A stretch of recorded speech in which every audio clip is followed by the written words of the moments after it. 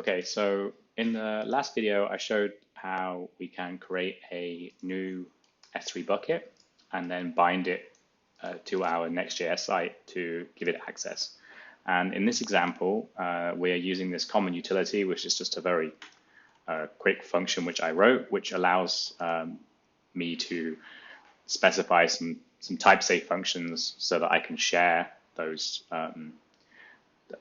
bucket names, those resource names in general. Here's the bucket. It could be anything else. It could be a SSM parameter or anything like that. You see here is also a Lambda function name. You can write whatever kind of reusable functions you want in a common util and then import it into your infrastructure as code app and also into your application, your Next.js application or whatever API, any kind of TypeScript application that you have inside your monorepo. So this is one way of doing it, but now I'm going to show a different approach, which is using SST bind. So SST has this bind functionality, which allows, as you can see here, we're also defining a bucket, and it allows you to reuse the names of the resources that you create in a bit of a, it's a bit of a nicer developer experience in some cases, because and basically SST is going to create this common name for you that you can import to your project rather than us having to do it ourselves. So if you want to know more information about this, I suggest looking at this resource binding on SST. But you can see here it's already creating a bucket and actually doing a similar sort of thing to us, right? Importing it into the Next.js site and then showing how you can import the bucket here. So let's go and do this instead. Instead of the way that I was referencing the name before, I'm going to reference it by using SST bind. So in order to use SST bind, the first thing we're going to have to do is actually update. We're going to have to add SST to our Next.js application. So I'm just going to make sure that I take the same version that I already have installed here, and I'm going to install it into the Next.js package, and we can add it. I guess it has to be a normal dependency because we're actually going to, it's going to be part of our running application code, right? So let's add it as a dependency and yarn install, okay? And then the next thing we're going to do is add, in front of the running script, we can add SST bind in front of next dev. So the dev script is going to be SST bind next dev. And in order for us to use SST bind, actually we need to have a SST config, an SST config directly within the next app. So what we can do is define a new file here and call it sst.config.ts.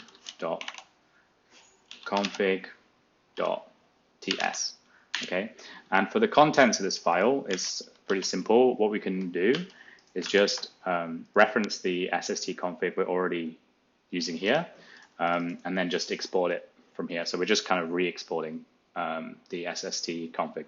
I was trying to find if this is necessary, or I was thinking maybe it might be possible to just directly specify a different config file here, but this seems to work fine. So this is going to tell the SST bind script where to get the names for our resources from. So now I've done that, let's just quickly try and yarn dev and see if everything still works.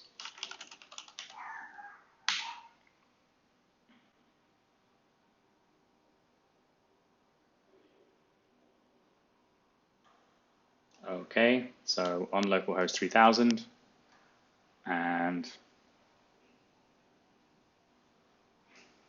can see, yeah, it seems to work. If I choose a file, let's choose this file and upload it.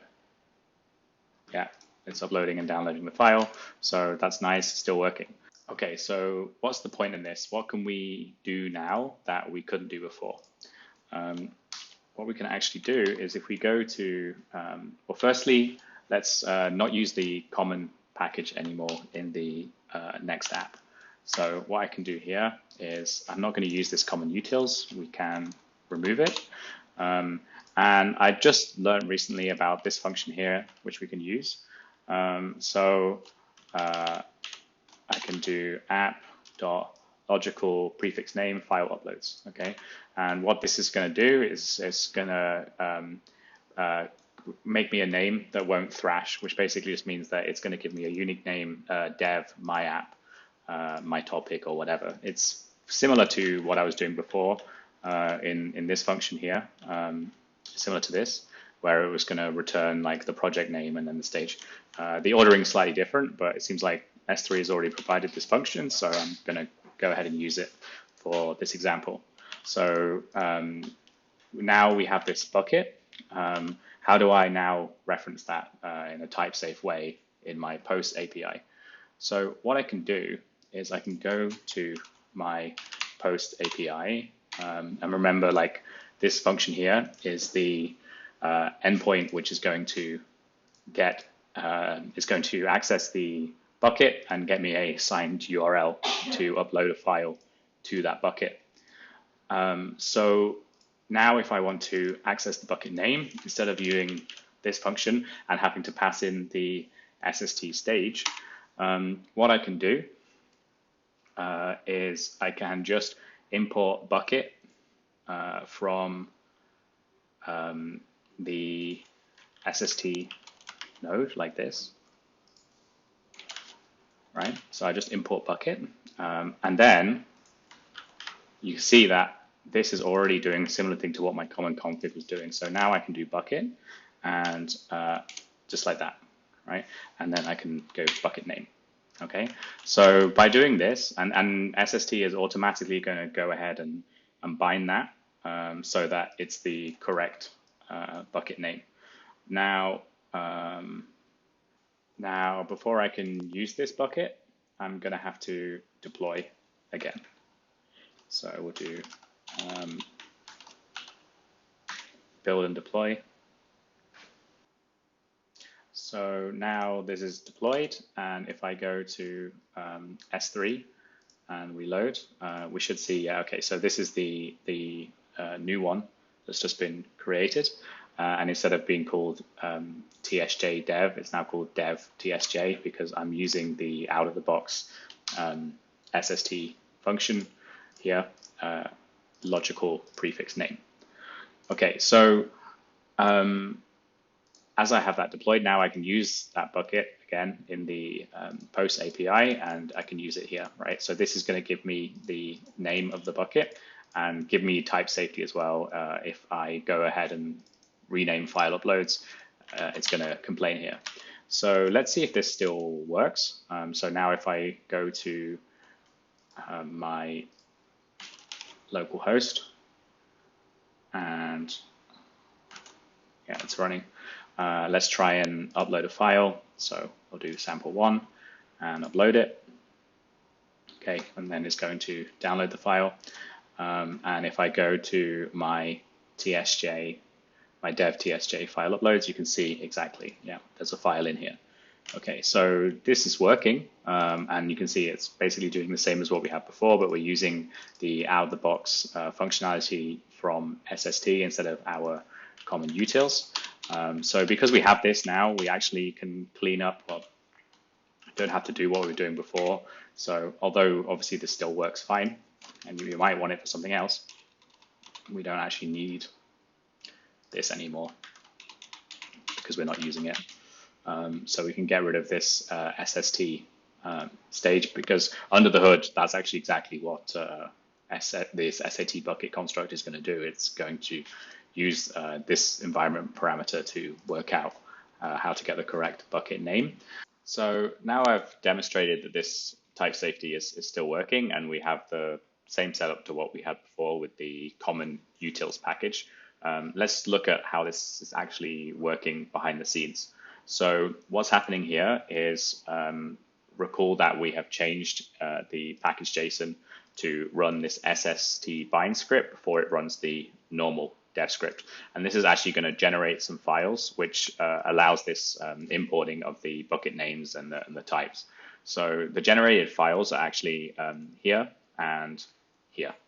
And also you should, because these files are generated on the fly from your source code, you should also not stage these. So in order to not stage these files, you can just have the git ignore like this. So we can say we're going to ignore all of the .sst folders. So now if I then go and delete these generated files and rerun dev, you'll see that they get recreated. So let's delete that. Let's delete this folder here as well. And you can see that now we're going to get a complaint from here because it doesn't know where to get these types and this bucket name from. If I rerun, then this error will get fixed because it's going to regenerate this folder. And then this error is going to go away like that, right? So we can see again, we have the bucket name now defined. If we were to go in here and specify something else, then it's going to complain because that bucket doesn't exist. And if we go and rename this bucket, so let's go into the next app and let's just call it, instead of file uploads, we'll call it image uploads. So that is going to be this ID here that you pass in. This ID is going to be used to uniquely reference the created bucket. And for the actual bucket name, it just has to be any unique name to get passed in here. So if I save this and I come back into my posts, then initially you'll see no error. But if I rerun,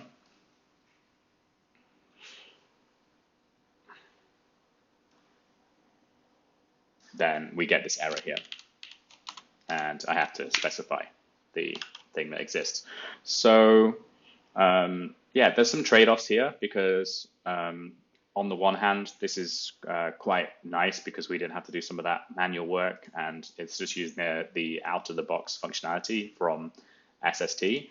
But also, like, what's kind of annoying here is if I click on this, I can't go directly to the definition. You shouldn't change this generated file. If you do want to refactor image uploads, then you would have to come into your next app and change the ID here. But actually, that doesn't really matter because this ID is just a unique ID for referencing the bucket, and the name you can call whatever you want. So it's actually quite nice on the other hand because it means that you can just define these by IDs. You can call these IDs whatever you want because they're not going to get propagated to the actual resource that gets created. The name of the bucket is going to be whatever you specify here. So here you just have to give some unique ID, and then using the SST constructed file, the bucket name will be equal to this bucket name here. So that's how it's working behind the scenes in development. And then as for on the deployed server, you can have a little bit more of a look at this documentation for behind the scenes. But essentially, it's going to create SST parameters for your file uploads bucket. And you can see here we have the value being stored here. And that's how on the server it's able to retrieve the correct bucket name. It is also worth mentioning that resource binding we're showing here with buckets, but you can do it for all SST constructs. So there are more examples here where you have like a DynamoDB table, RDS, see a full list over here. Another powerful thing is the ability to do it with configs as well. So therefore you can essentially name anything you want to and then share those configurations from your IAC SST app into your business application. So in summary, what have we done in this video is we've looked at how we can use SST's out-of-the-box functionality to create resources in your infrastructure as code and then import those resources into your business logic application. In this case, it's our next app, and reference and then use those resources in a type safe way. This approach is different to the approach from the previous video, where we used a common utils package to reference the created resources and then import into both the infrastructure as code app and the Next.js application. There are advantages and disadvantages to both approaches, and which approach you want to use is up to you. This demo is now complete. We have deployed a full stack Next.js application running on AWS Lambda. Cognito is handling authentication. We have a protected area of the site where we can upload and download files to S3, like so. And we have an API which is going to generate a pre-signed URL, which allows us to upload those files to our S3 bucket.